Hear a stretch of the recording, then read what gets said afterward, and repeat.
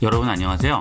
요즘은 사회적 거리 두기로 되도록이면 많은 사람들이 모이는 장소에 가지 않고 화상으로 한다든지 통화로 한다든지 이런 온라인 수업이나 이런 것들이 많이 활성화가 되고 있죠.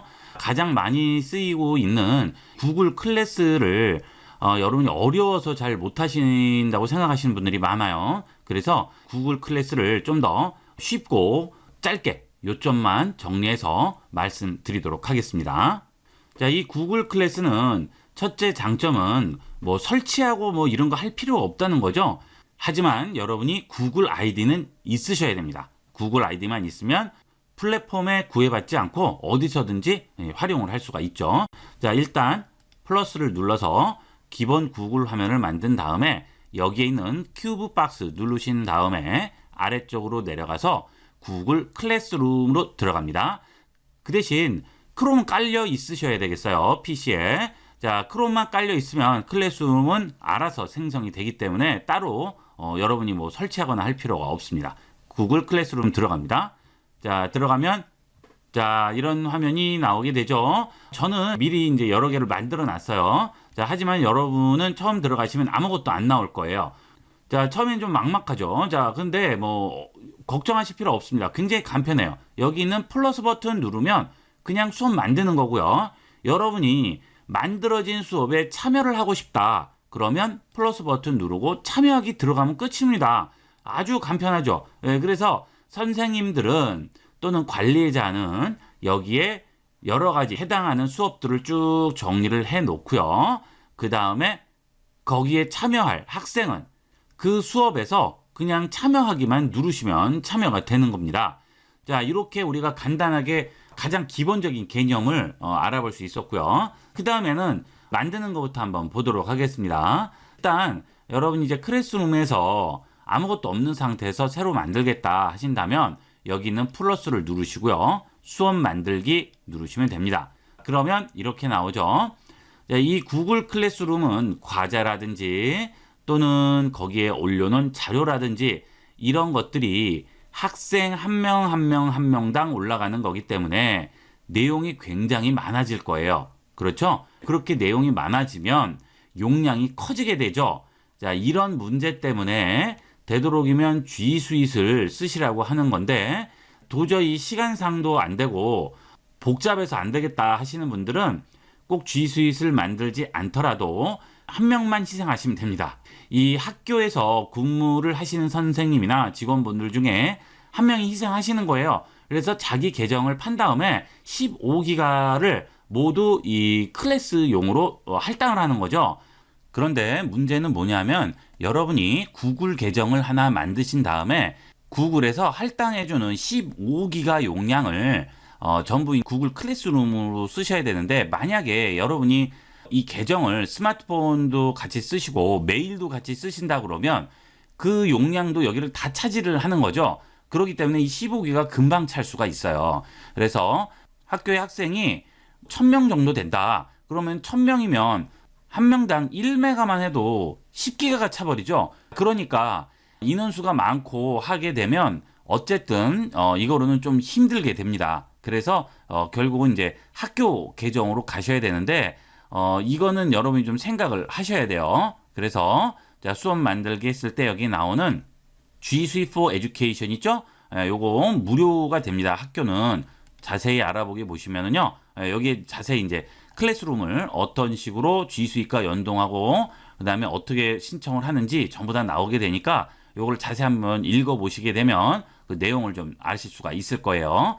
어쨌든 이 G Suite를 이용했을 때의 장점은 관리자 밑에 1000명이든 10,000명이든 계속 부계정을 만들 수 있고 학교 계정으로 하나 나오는 G Suite에 자, 그 다음에 그 각각의 사람들이 무한대로 용량을 다 쓸 수 있다는 이 엄청난 장점이 있죠. 이게 전부 무료예요. 그래서 되도록이면 꼭 학교에 계신 분들은 신청을 해서 이용을 한번 해보도록 하세요. 자, 그렇게 해서 사용하지 않습니다. 저는 지금 학교 계정이 아니기 때문에 이렇게 해서 계속 해보겠습니다. 자, 그래서 수업 이름, 그 다음에 단원, 그 다음에 제목, 그 다음에 강의실 이렇게 쓰시면 되겠죠. 자, 예를 들어서 자, 이렇게 만들어 봤습니다. 초등학교 2학년을 기준으로 한번 만들어 봤어요. 뭐 이것은 본인의 학년에 따라서 이제 바꾸시면 되겠죠. 자, 수학 2-1에서 자, 단원이 세 자리수 단원이고요. 그 다음에 제목은 두 수의 크기 비교 부분이 되겠습니다. 강의실이 2학년 2반이에요. 만들기 했습니다. 그 대신 이런 것들은 구글의 서버로 연동이 되는 거기 때문에 시간은 약간 소요가 돼요. 자, 그러면 어때요? 이렇게 나왔죠? 네, 그러면 선생님은 이제 수업 코드를 학생한테만 불러주시면 되는 거예요. 여기 보시면 숫자하고 영문하고 나오고요. 그 옆에 보면 사각형 나오죠. 사각형 누르시면 이렇게 나오게 됩니다. 자, 이것을 알려주시면 돼요. 이거를 문자로 보내주신다든지 해서 이 수업을 들을 학생한테 이것만 주시면 이걸로 얼마든지 들어올 수가 있겠죠. 자, 아이디가 구글 아이디가 없어도 되긴 하겠지만 이건 좀 불편한 게 많아요. 예, 이래서 크롬에서 이런 기능들을 다 쓸 수가 없으니까 되도록이면 구글 아이디를 가지는 게 좋습니다. 이 구글 클래스룸을 제대로 쓰려면 구글 아이디가 있어야 돼요. 그래서 꼭 구글 아이디를 가지고 그 다음에 요걸 작용을 하셔야 되겠죠. 자, 다른 아이디로 이제 들어왔어요. 이제 이건 학생입니다. 자, 학생은 그 수업에 들어가야 하는데 지금 이 수학 2-1이라는 그 수업이 이제 여기는 안 뜰 거예요. 왜 그러냐면 그 수업이 있는지도 모르겠죠. 자, 여기 지금 내가 구글 아이디로 해서 구글 클래스룸으로 지금 들어온 상태입니다. 학생이. 자, 그러면 여기서 이제 구글 클래스룸으로 들어오겠죠. 들어오면 이제 이렇게 있는 거예요. 여기서 나는 이미 기존 이 수업을 듣고는 있어요. 자, 그런데 여기에 플러스 버튼을 누르시고요. 수업 참여하기 누릅니다. 자, 그 다음 수업 코드를 넣으시면 돼요. 수업 코드 뭡니까? 아까 봤던 그 코드 있죠. 자, 그거 그냥 그대로 넣으시면 돼요. 복사해서 넣으셔도 되고요. 써서 넣으셔도 되고요. 참여하기 합니다. 자, 그러면 수업에 들어왔죠. 아주 간단하죠. 자, 뭐 더 이상 뭐 이렇게 복잡하게 생각하실 필요가 없어요. 그냥 코드만 구글 클래스룸에 들어와서 입력만 하면 그대로 들어오게 되는 겁니다. 자, 그 다음에는 이제 선생님의 수업에 따라서 학생은 진행을 하면 되겠죠. 자, 이제 선생님은 이제 수업 자료를 올려야 될 거예요. 이번 시간에는 어떤 수업이다 하고 이제 자료를 올리면 학생들이 그걸 보고 공부를 하겠죠. 자, 그러면 여기 있는 소식이나 자료 등을 공유해 보세요. 누릅니다. 그래서 학생들과 공유할 자료를 추가해 주시면 돼요. 추가 버튼 누르시고요. 뭐 구글 드라이브나 뭐 링크를 시키거나 유튜브도 링크 시킬 수 있어요. 이 선생님들이 이제 강의를 간단하게 녹음을 해서 그것을 링크한 거를 올리든지 아니면 드라이브에 올려놓고 그것을 여기다 이제 올릴 수도 있고요. 여러 가지 방법이 있겠죠. 뭐 선생님이 얼굴을 보이는 게 조금 그러시면 선생님이 그냥 손으로 직접 써서 하는 걸 녹화하신 다음에 올리셔도 되고요. 자, 그 다음에 그것을 유튜브에 올려놓고 링크를 시켜도 되겠죠. 유튜브는 비공개로 해놓을 수도 있으니까. 자, 그 다음 파일 들어가서 내가 직접 파일을 여기다가 올릴 수도 있습니다. 업로드 시킬 수도 있어요. 그러면 그 파일이 여기에 올라가게 되겠죠. 그리고 학생들과 공유하게 되겠습니다. 그리고 여기는 이제 멘트를 써주시면 되겠죠. 자, 그리고 이번 시간은 두 수의 비교를 배워볼게요 라고 해서 이렇게 써주고 그 다음에 이제 추가해서 나머지를 걸어주면 돼요. 링크를 걸거나 파일을 올려주시면 되겠죠. 자, 그 다음에 이 게시물은 예약을 할 수도 있습니다. 그러면 예약을 해주시게 되면 언제 몇 월 며칠 날 몇 시에 이 수업이 진행이 되도록 딱 예약을 해줄 수가 있겠죠. 자, 이런 식으로 해줄 수 있고요. 자, 아무거나 일단 하나 추가를 한번 해보도록 할까요? 자, 그러면 PDF 파일을 하나 얹어보도록 할까요? 자, PDF 파일 들어다가 얹습니다. 그러면 이렇게 올라가죠. 그 다음에 뭐 파일 추가를 또 해서 그 다음에 또 추가를 할 수도 있고요. 자, 이렇게 해서 업로드 하게 됩니다. 자, 이 업로드 하게 되면 이게 아까 말씀드린 대로 그 계정에 해당하는 서버로 다 올라가는 거죠. 그러니까 그 15기가 용량이 계속 채워지는 겁니다. 자, 이렇게 해서 PDF 파일이 올라갔네요. 그죠? 자, 만약에 이걸 열어보겠다. 클릭하시면 열리게 됩니다. 자, 어때요? 굉장히 간단하죠? 이게 왜 가능하냐 하면 구글과 어도비가 서로 협약을 해서 PDF 파일을 크롬에서 전부 다 볼 수 있게끔 됐어요. 그래서 바로 그냥 열어볼 수가 있습니다. 이런 식으로 게시물 같은 것들을 학생들이 열어서 확인을 하게 되겠죠. 자, 다 끝났습니다. 자, 물론 여기서 이제 전체 학생과 내가 원하는 학생만 따로 고를 수도 있어요.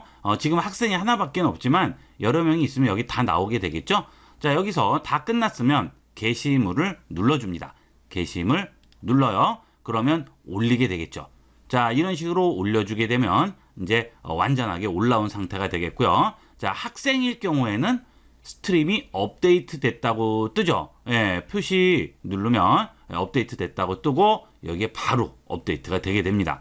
자, 이렇게 두 수의 비교를 배워볼게요 하고 나오죠. 자, 그리고 잠시 기다리게 되면 이렇게 뜨게 됩니다. 아무래도 시간차가 있어요. 이게 서버에서 오는 거기 때문에. 그러면 그걸 또 눌러서 보고 확인을 할 수가 있습니다. 자, 그 다음은 이제 선생님의 경우는 이제 수업 들어가서 과제를 만들 수도 있고, 이렇게 수업 내용을 정리할 수도 있고 여러 가지가 되는데, 자, 이게 출석부 기능이 없어요. 구글 클래스룸은 출석부 기능이 없습니다. 그렇기 때문에 출석부를 약간 편법을 써서 하게 됩니다. 무슨 얘기냐 하면 지금 수업이 진행되고 있잖아요. 그러면 수업이 진행될 때 과제를 아예 만들어서 내는 거죠. 과제입니다. 과제 쫙 주시고요. 제목은 뭐 여러분이 출석부라고 뭐 하셔도 되겠죠. 과제면 과제를 하시면 되고요. 아니면 출석부라고 하시면 되겠습니다. 출석부하고 그 다음에 출석했습니다 라고 말을 쓰라고 하겠죠. 그 다음에 뭐 안내사항은 출석부입니다 뭐 이렇게 쓰면 되겠죠. 그 다음에 이제 만들기는 문서나 뭐 아무거나 하시면 돼요. 왜 그러냐면 이건 출석부 하려고 하는 거기 때문에. 자, 여기서 기한을 주는 거예요.